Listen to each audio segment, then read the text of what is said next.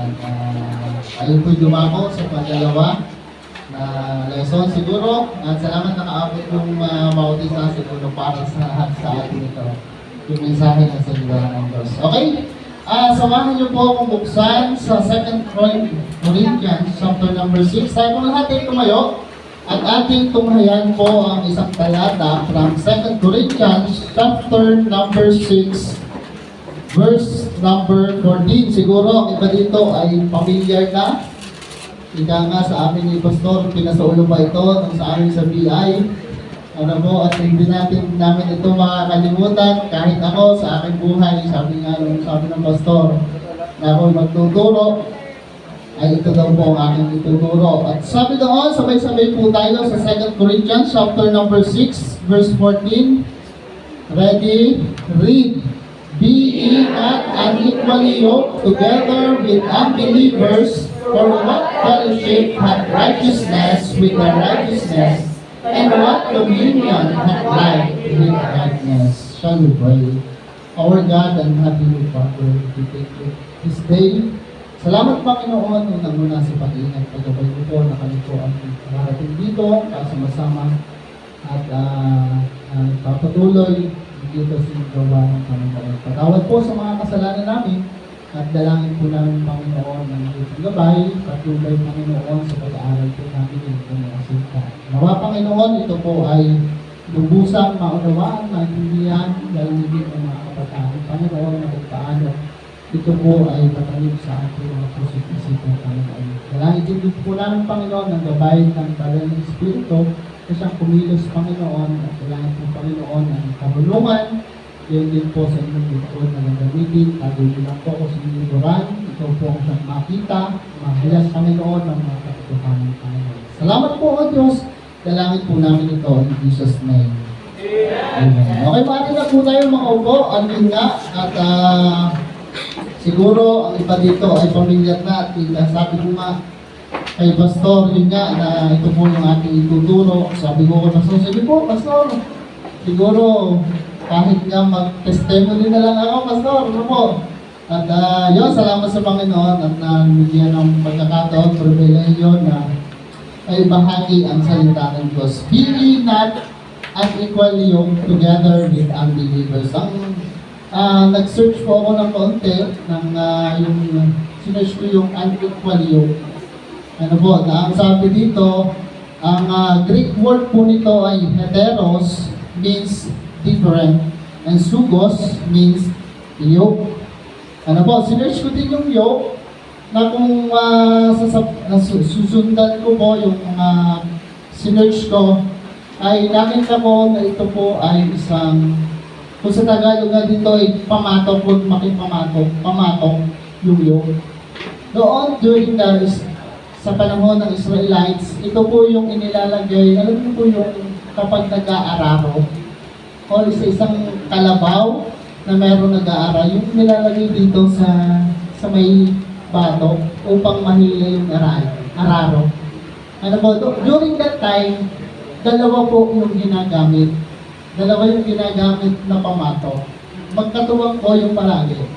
Ano po, dalawang baka na nilalagay dito, sinasakbit na wooden na corner na nilalagay dito upang mahila yung araro. Ano po?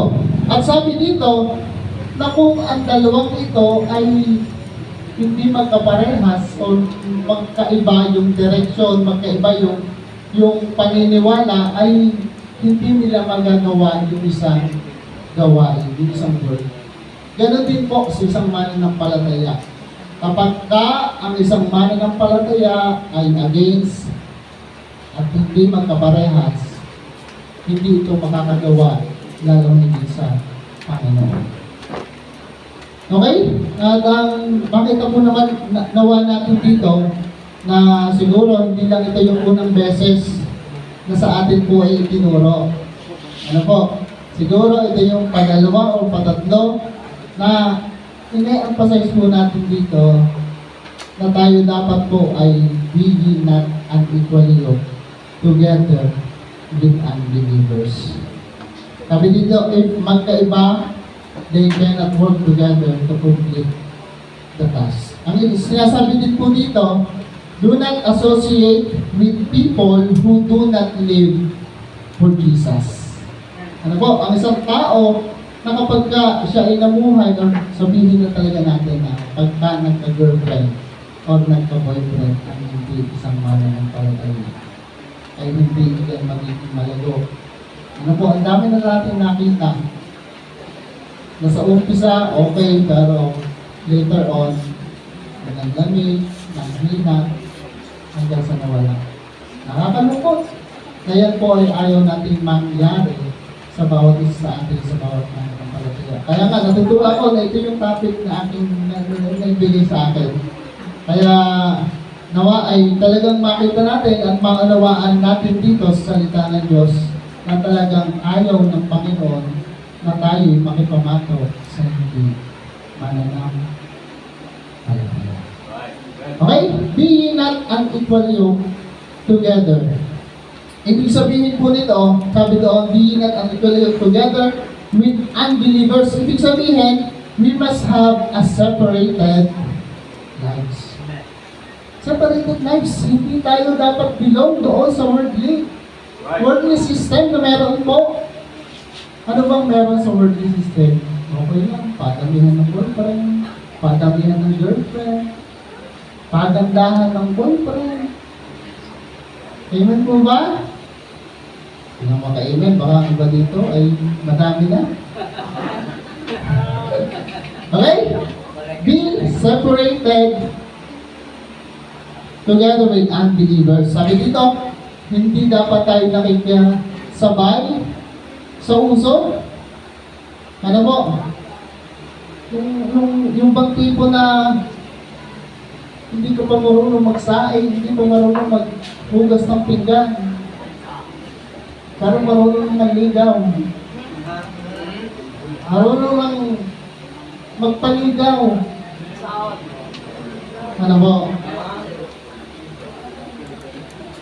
Isipin natin kung ano talaga yung nais ng Panginoon sa ating buhay.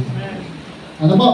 Kahit na, okay, sabihin na natin, yung mananampalataya, yung boyfriend ko, girlfriend ko, hindi pa rin dapat tayo nakikiayon sa anuman ang sistema na meron sa mundo. Sa kalakaran na meron sa mundo. Kaya dapat ang ating liligawan or ating manliligaw sa atin ay hindi lang nasabi natin Kristiyano, kundi isang malabong Kristiyano. Ano ba ang purpose natin ng panliligaw? Ang pagkakaroon ng boyfriend at girlfriend, dapat ang nasa ating kaisipan ay maliwalhati natin ang Diyos. Diba? Na tayo, kaya tayo ay magkakaroon ng boyfriend, nais natin sundin ang kalooban ng Diyos, sundin ang nais ng Diyos, at sa buhay natin mismo, tayo po ay talagang nakakakitaan ng maturity, kalaguan, at talagang yung buhay natin ay malulugod at maliwalhati ng Diyos. Okay? Nawa ay nakita niyo po mga kapatid, kahit sa aking damdamin or puso, ay hindi ko po nais na ang bawat isa sa atin, o lalong higit ng mga kabataan ngayon, dahil alam ko po na meron, kung ano yung meron ng sistema ng mundo. Ano po, lalo tayo nag-aaral dito, ang nakakasama natin ay mga worldly, nakakasama mga kaklase o estudyante ay worldly. Okay, nawa ay hindi yun po ang maging basehan natin. Kailangan tayo po ay manindigan, maging kakaiba, maging hiwalay sa anuman ang meron ng mundo. Hindi tayo tutulad, hindi tayo gagaya, dahil ang sabi ng Diyos, be ye not unequal with unbelievers. Ano po? Sabi nga, talagang madaya ang laman, mahina ang laman natin. Huwag na natin, sa umpisa pa lamang, itigil na natin. Hihinto na natin. Huwag na natin bigyan ng puwang ang kaaway na tayo po yung madaya.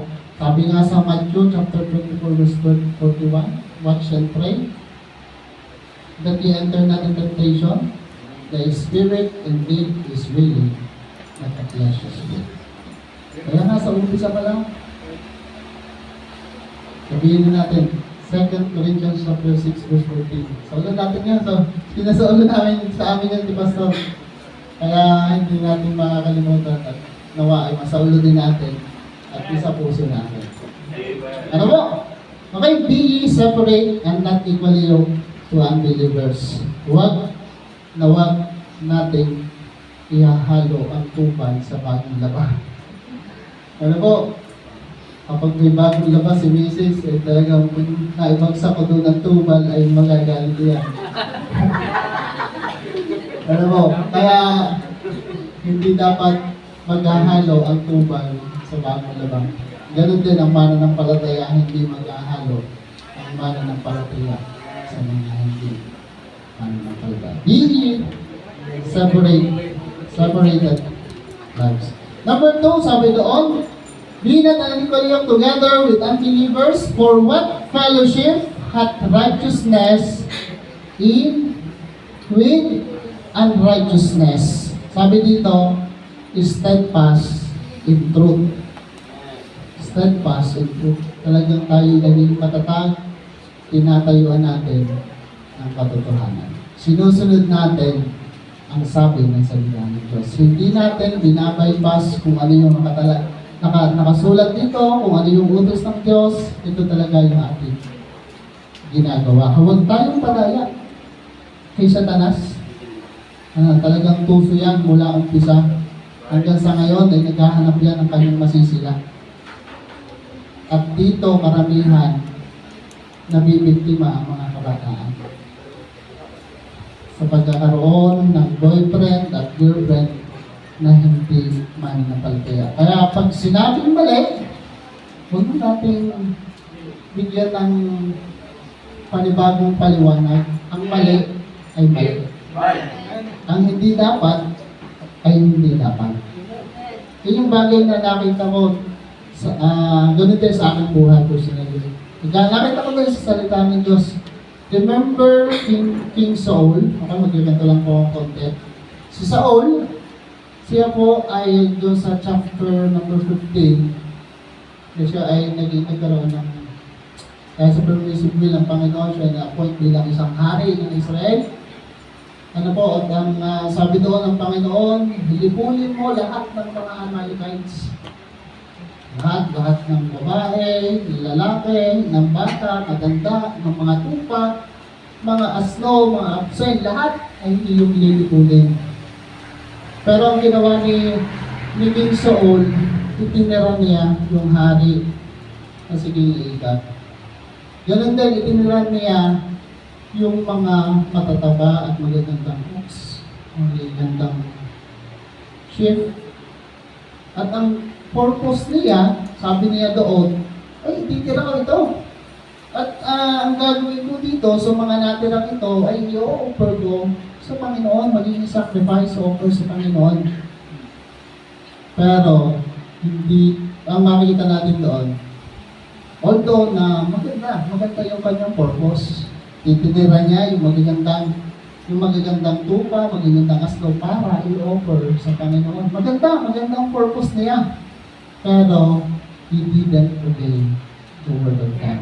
Sabi niyo ng Diyos, lipunin mo lahat, wala nang ititira. Ito yung isang bagay na sa akin po ay nagpa-realize ng mga bagay na minsan nagkaroon din po ako ng hindi mananampalataya. Ano po? Na kung paano sabi ko doon, sige, liligawan ko ito para akayin ito sa Panginoon, madala ko sa Panginoon. Pero one thing na realize ko, I didn't obey the word of God. Hindi ko sinunod yung salita ng Diyos. Kaya sabi doon sa chapter 15, verse number 22, to obey is better than pagsunod ay mas maigi. Kaya sa atin, bilang mananampalataya, matuto tayo. Pag sinabing, be ye not unequally yoked, hindi dapat. Okay po? Nawa ay hindi tayo kadaya, hindi natin kalimutan, malagi natin maalala na talagang ayaw ng Panginoon. Ayaw ng Panginoon. E paano po Gabriel? E paano pastor? Kapag napakapogi eh. Napakaganda eh. Ano ba yun? Ano ba? Kaya, di pa rin. Di ba rin? Ano po? Pag sinabi ng Diyos, bili na. Ang bargain, hindi nababargain, hindi sumasala itong salita ng Diyos. Ano po? Tandaan natin kung paano tinukso si Eva dahil nakita niya yung prutas na napakaganda. Maaaring ganyan din tayo tutuksoin ni Satanas. Isang napakaganda, isang napakatigas, isang kaakit-akit. Pero hindi dapat tayo tutukso, hindi dapat tayo pagano. We need to stand, to steadfast, maging matatag kung ano yung sabi ng Panginoon for what is truth. Huwag tayong padaya, be steadfast in truth. Number 3, sabi doon sa ating text, be not unequally together with unbelievers, for what fellowship hath righteousness, and what communion hath light with darkness. Ibig sabihin, ang mga mananampalataya ay kailangan mag-shine yung ating liwanag. We need to shine our light. Shine your light for the Lord. Sabi nga sa Matthew chapter 5 verse 16, let your light so shine before men that they may see your good works and glorify your Father which is in heaven. Yan po yung nais ng Diyos sa atin. Hindi yung liwanag na meron tayo ay iindap-indap, palabo ng palabo hanggang sa mukhang. Ganyan ang mangyayari sa isang mananampalataya na talagang nag-giving dito sa ganitong bagay. Ano po, ang dami natin nakita, ang dami natin nakilala na ganitong buhay hanggang sa nawala sa Panginoon. Hindi makakapag-shine, hindi magliliwanag ang buhay ng isang Kristiyano kapag tayo ay nasa ganitong sitwasyon. Tayo nakatumatok sa hindi mananampalataya. Dahil sa maling relasyon, nagdamil, at lalong higit ng makakalungkot ay wala sa gawain. Paano yun eh? Lumalapit eh. Lumalapit pa rin eh. Ayaw lumayo, tinataboy ko naman, pastor, pero ayaw pa din. Kaya nga hindi tama yung kanta na otokso, gayun mo. Dapat ay ikaw, tayo po mismo ang nalagay sa Diyos. Ano po? Kaya sa bawat mananampalataya dito, nawa ay sa isang verse na ito na talagang makita natin. Sabi nga sa John chapter 14, verse 15, if you love me, keep my commandments. Gawin natin. Sabihin natin kung ano yung sinasabi at yung nais ng sa ating buhay. Well, my heart's desire. At alam ko, ito din yung desire ng bawat pastor na meron po tayo dito, iba't ibang churches, na tayo hindi matay ng kaawa. Na kung paano palaging sinasabi ito o pinangangaral sa atin dahil ayaw niya tayo malayo. Unang-una sa kalooban ng Diyos at malayo sa gawain. Kaya nawa ay itong bagay na ito ay maging seryoso po tayo. Amen. Maging seryoso po tayo. Kaya sabi ko nga, kung gusto nyo na maging ganito, ang hanapin nyo ay isang malagong Kristiyano. Kahit yun po, mga natutunan ko, lalo hindi kami po ay for 3 years pa lang, sabi sa amin, talagang magpalaguan kami, magpalakasan kami. Ang isang relasyon, ang isang naalala ko ay parang triangle lang yan. Kapag kayong dalawang magkarelasyon ay lumalago sa Panginoon, mas mapapalapit kayo sa buhay. Ano po, kapag ang isa'y malagaw at ang isa'y hindi, malaki ang lapiat. Kaya dapat ang dalawang magka-partner o magka-relasyon ay sabay na lumalago upang mas mapalapit sa isa't isa. Kaya, nagpapasalamat sa Panginoon na talagang sa tulong ng Panginoon at ika nga, ang isa pang bagay na sa pagkakaroon ng relasyon ay talagang masasabi natin bunga ito ng mga panahon. Serious na panalangin, talagang nilapit ko sa Panginoon, talagang ito yung tugon ng Panginoon sa atin. Ano, hindi yung tipo na tumubok yung puso natin na talagang, ay, ito na. Tumubok lang ang yung puso. Dapat po ay maging ang mga panalangin. Kaya yan po, nawa ay nakita niyo po at talagang naunawaan natin, talagang natahiyag natin na talagang ang hindi kalooban ng Panginoon na tayo makatumato sa hindi. Amen. Tayo po ay magliwanag, tayo po ay maging matatag sa katotohanan at maging sa buhay.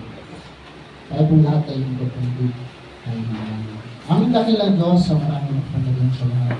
Maraming po salamat sa kunting oras na nakalag niyo po mga salita na kung paano naliwanagan kami, naunawaan po namin na hindi po nais na kami po ay malayo sa pamamagitan ng pakikipamatok sa hindi mga paligid. At nawa, sa pag-aaral namin ito, naliwanagan kami at talagang natuto at ang pinakamahalaga ay naakyang sa buhay. Lahat po ang mga kabataan na hindi po madaya ng kaaway at talagang manindigan at tayuan ng katotohanan na kayo po ay hindi nakapamako sa pagkakas. Palahin po ang gawain na meron po dito, ito po ang siyang pinagpapala at kailangan po namin ito ang Jesus Christ. Amen.